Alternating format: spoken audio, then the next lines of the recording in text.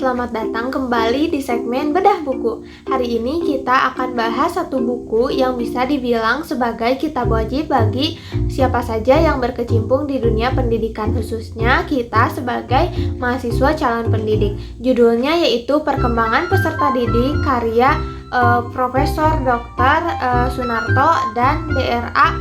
Agung Hartono. Kalau kalian adalah mahasiswa, keguruan, calon guru, atau bahkan orang tua yang ingin memahami fase pertumbuhan anak dengan lebih saintifik, buku ini sering jadi referensi utama. Kenapa buku ini begitu awet relevansinya? Yuk kita bahas. Buku ini tidak hanya bicara soal anak tumbuh tinggi atau besar secara fisik. Penulis membaginya ke dalam struktur yang sistematis. Pertama, pertumbuhan dan perkembangan. Di bab awal, kita diajak memahami perbedaan antara pertumbuhan fisik yang bisa diukur dengan perkembangan mental dan psikologis yang lebih kompleks. Yang kedua yaitu fase remaja. Ini adalah jantung dari buku ini. Penulis mengupas tuntas masa pubertas, mulai dari perubahan fisik, intelektual, hingga emosional. Kita diajak melihat bagaimana remaja menjadi identitas diri. Ketiga yaitu karakteristik individu. Setiap anak itu unik. Buku ini menjelaskan faktor-faktor yang mempengaruhi perbedaan individual, baik itu faktor bawaan atau hereditas maupun lingkungan. Keempat yaitu kebutuhan dan penyesuaian diri. Di bagian favorit saya, penulis menjelaskan apa saja kebutuhan pokok peserta didik dan bagaimana konsekuensinya terhadap perilaku mereka jika kebutuhan tersebut tidak terpenuhi. Apa yang membuat buku ini berbeda dari buku psikologis pendidikan lainnya?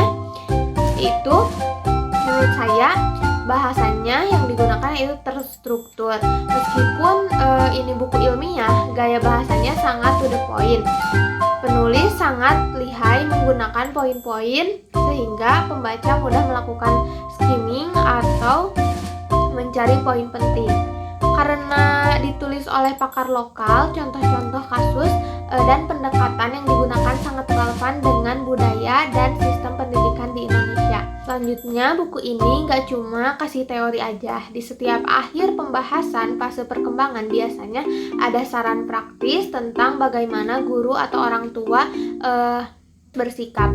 Ini hanya membantu untuk praktis di lapangan atau saat simulasi pengajaran. Kenapa kita harus baca buku ini? Jawabannya sederhana. Kita tidak bisa mengajar jika kita tidak mengenal siapa yang kita ajar. Buku ini memberikan peta bagi kita. Tanpa memahami perkembangan peserta didik, kita mungkin akan memberi ekspektasi yang terlalu tinggi atau metode yang salah sasaran. Misalnya, kita jadi paham kenapa anak usia SMP cenderung lebih mendengarkan teman sebaya daripada gurunya, atau mengapa perkembangan kognitif anak SD memerlukan media pembelajaran yang konkret. Dari buku tersebut kita tahu apa manfaat kita menggunakan media pembelajaran di anak SMP dan anak SD. Kesimpulan dari buku Perkembangan Peserta Didik ini adalah investasi ilmu yang sangat penting. Penjelasannya komprehensif dan landasan teorinya sangat kuat. Jika kalian sedang menyusun skripsi, tugas akhir, atau sekedar ingin jadi pendidik yang lebih empati, buku ini adalah langkah awal yang tepat. Terima kasih sudah menonton review buku kali ini. Sekian review buku dari aku. Wassalamualaikum warahmatullahi wabarakatuh.